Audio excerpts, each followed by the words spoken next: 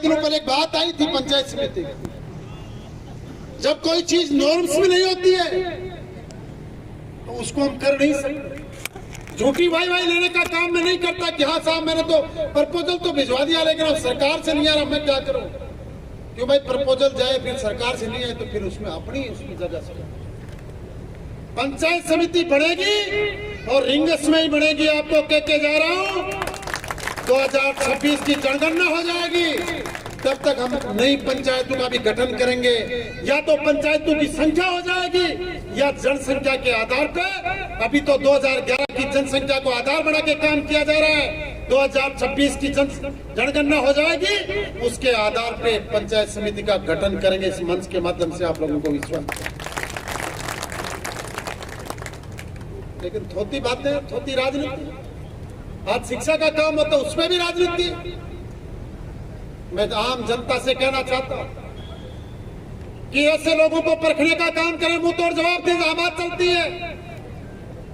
ये तो मेरी दृढ़ संकल्पता थी और आप सब लोगों का सहयोग था जो यहाँ पे ये अलॉटमेंट करवाया, सब लोगों के सहयोग से। वरना इनमें तो इन्होंने भी कोई कसर नहीं छोड़ दी। जगह जगह ज्ञापन हम प्रदर्शन कर रहे हैं, कलेक्टर के पास जा रहे हैं, वहां करवा दो वहां करवा दो। क्यों भाई, सब लोगों के सहयोग से आप बैठे हैं गुरुजी। इससे बढ़िया अप्रोच क्या हो सकती है इसे विद्यालय।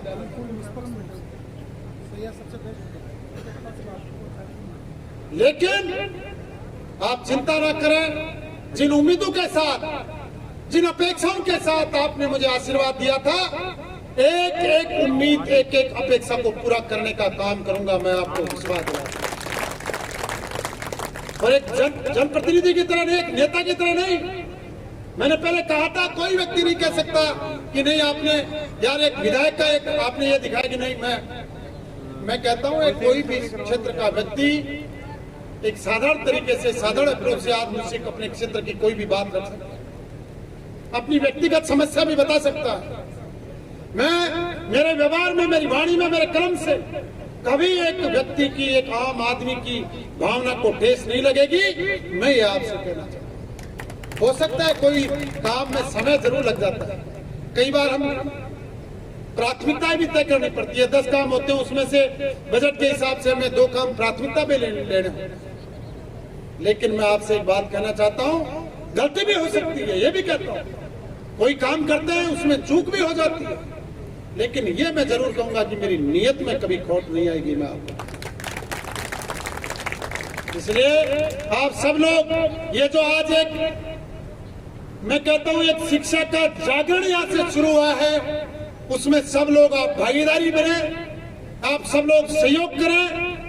मैं अभी देख रहा था शिक्षा से हमें जुड़े हुए हैं माननीय प्रदीप जी शर्मा टैगोर शिक्षण संस्थान से, और हमारे जो सक्सेना जी, अजय जी हमारे बीच में, सीसीए से के डायरेक्टर हमारे बीच में पहुंचे। आप सभी लोग जो शिक्षा से जुड़े हुए, आपसे भी आह्वान करना चाहता हूं, आप भी शिक्षा के इस जागरण में जो एक कॉलेज का हमने क्रांति यहाँ पे शुरू की है, उच्च शिक्षा की, उसमें आप सब लोग, आप भी अपना सहयोग करें। मैं ये आप लोगों से कहना चाहता हूं। साथियों, मैं तो आपको यही कहूंगा कि कभी मेरे मन से, मेरे मन से, मेरी वाणी से मैंने पहले विश्वास दिलाया था जनता को कि मेरे कोई कार्य में फर्क नहीं आएगा, चेहरे देख के कोई बात नहीं करता। 36 कौम, 36 बिरादरी को साथ लेकर आपके परिवार के भाई और बेटे की तरह आप लोगों की सेवा करूंगा, ये आपसे कहना चाहता। मैं धन्यवाद देता हूं।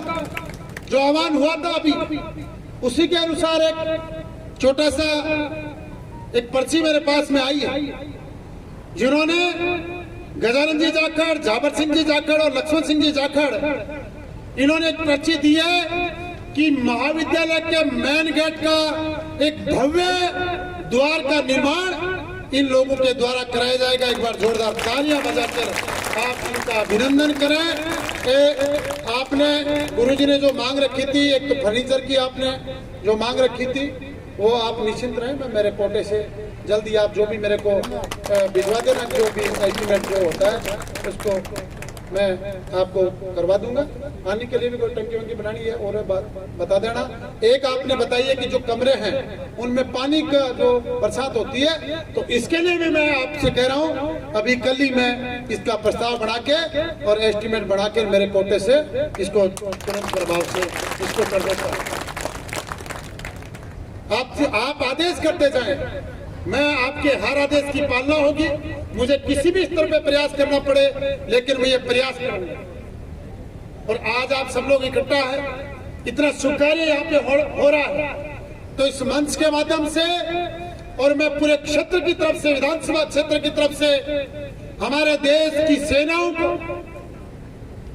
हमारे देश के माननीय प्रधानमंत्री नरेंद्र जी मोदी को, हमारे रक्षा मंत्री जी राजनाथ सिंह जी को और गृह मंत्री माननीय अमित शाह जी को, पूरे क्षेत्रवासियों की तरफ से और भारतीय की सेना को पूरे क्षेत्रवासियों की तरफ से दिल की गहराइयों से धन्यवाद करता हूं कि जो अभी हाल ही में जो घटनाक्रम हुआ, हमारे देश की आत्मा पे जो आतंकी हमला हुआ था, उसका चुन चुन के बदला लिया गया। आप सब लोग मीडिया में देखते हैं, अखबारों में देखते हैं किस तरह से भारत के सेनाओं ने जो पाकिस्तान के जो एयरबेस थे उन पे कितना सटीकता से हमला किया, जो आतंकी ठिकाने थे उनको किस प्रकार से नष्ट किया, और दुश्मन की एक भी मिसाइल को और एक भी ड्रोन को धरती के ऊपर सीधा भारतीय वायुसेना ने गिरने नहीं दिया।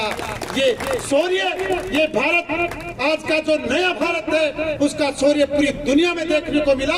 इस मंच के माध्यम से मैं भारतीय सेना के जज्बे को सलाम करता हूं, उनके कार्य को सलाम करता हूं और हमारे माननीय प्रधानमंत्री जी मोदी जी की जो कुशल नेतृत्व क्षमता है उसको इस मंच के माध्यम से सैल्यूट करता हूं कि किस प्रकार से उन्होंने एक राजनीतिक सूझबूझ दिखाते हुए और इस पूरे हमारे जो आतंकी हमला हुआ था उसका एक बदला लेकर, जो देश की एक जनभावना थी कि नहीं इसका बदला लिया जाए, और जो हमारी माताओं बहनों का जो सिंदूर उजाड़ा गया था और ऑपरेशन सिंदूर के द्वारा दुश्मनों को नष्ट करने का काम किया, दुश्मनों को नेस्त नाबूद करने का काम किया, इस मंच के माध्यम से मैं उनको भी धन्यवाद करता हूँ।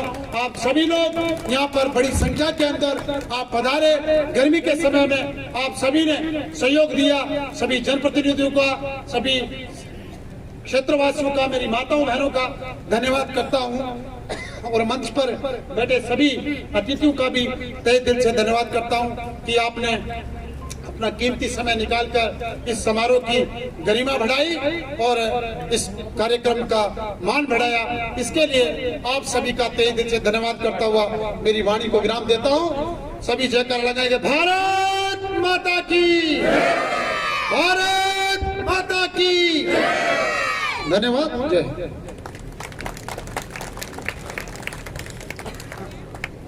हेलो, बहुत बहुत धन्यवाद श्रीमान विधायक महोदय। दो शब्द आपके लिए। हर कोशिश में शायद सफलता नहीं मिल पाती, हर कोशिश में शायद सफलता नहीं मिल पाती, लेकिन हर सफलता का कारण कोशिश ही होती है। आपके पुरजोर प्रयास से इस क्षेत्र को, शिक्षा के क्षेत्र में एक नई और महत्वपूर्ण ऊर्जा आपने जो प्रदान की है, एक बार मैं आप सभी से निवेदन करता हूं कि एक बार अपना स्थान ग्रहण करें। बस कुछ ही समय की बात है, मात्र 5 मिनट के लिए, 5 मिनट के लिए प्लीज, 5 मिनट के लिए बैठ जाइए। विधायक महोदय ने भी आपको एक बार पहले अवगत करवा चुके हैं कि बहुत भीषण गर्मी के कारण काफी जल्दी हम कार्यक्रम को समापन की ओर ले जा रहे हैं, लेकिन प्लीज आप बैठे। एक बार पुनः, हर कोशिश में शायद सफलता नहीं मिल पाती, लेकिन हर सफलता का कारण कोशिश ही होती है। परम सम्माननीय विधायक महोदय के इन पुरजोर प्रयासों के माध्यम से शिक्षा के क्षेत्र में इस क्षेत्र को एक नई और ऊर्जावान संरचना जो हमारे क्षेत्र को प्रदान की जा रही है, इसके लिए बारंबार धन्यवाद। मैं पुनः एक बार यहाँ उपस्थित सभी ग्रामीण जनों के माध्यम से आपका हार्दिक अभिनंदन करता हूँ, स्वागत करता हूँ, धन्यवाद ज्ञापित करता हूँ। मैं निवेदन करता हूँ कार्यक्रम की अगली कड़ी में मंच के माध्यम से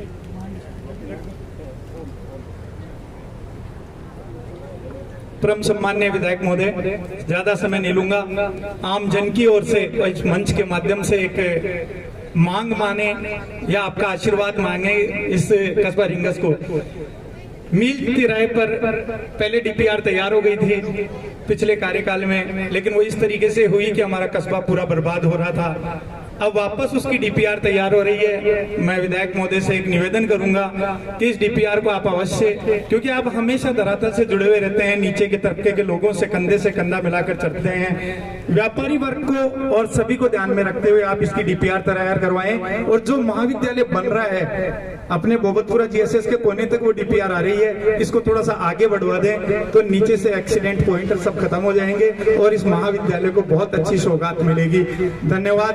जय हिंद, जय भारत। बहुत अच्छे सराहनीय विचार।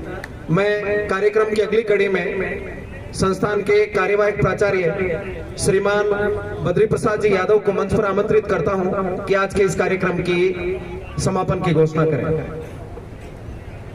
मैं कार्यवाहक प्राचार्य Badri Prasad Yadav government college rings, मैं श्रीमान सुभाष मील माननीय विधायक खंडेला का हार्दिक स्वागत और अभिनंदन करता हूं और साथ में हम सभी यहाँ पे मंचासीन अतिथियों के माध्यम से यहाँ पे पधारे ग्रामीण वासियों और मेरे महाविद्यालय परिवार की तरफ से बहुत बहुत धन्यवाद करते हैं कि शिक्षा के एक जो फाउंडेशन जो पैदा करी जाती है वो एक गवर्नमेंट संस्थान के द्वारा हमारे जैसे कर्मठ लोगों के द्वारा आगे की आने वाली पीढ़ी के भविष्य तैयार करने के लिए हमें एक जगह प्रदान की जाती है।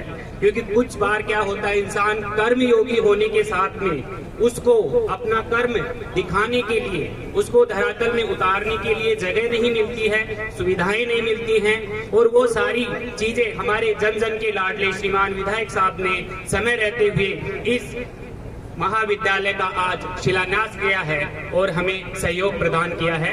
एक बार फिर से यहाँ पे पधारे हुए हर एक व्यक्ति का मैं महाविद्यालय परिवार की तरफ से धन्यवाद प्रकट करता हूँ, आभार व्यक्त करता हूँ। धन्यवाद सर।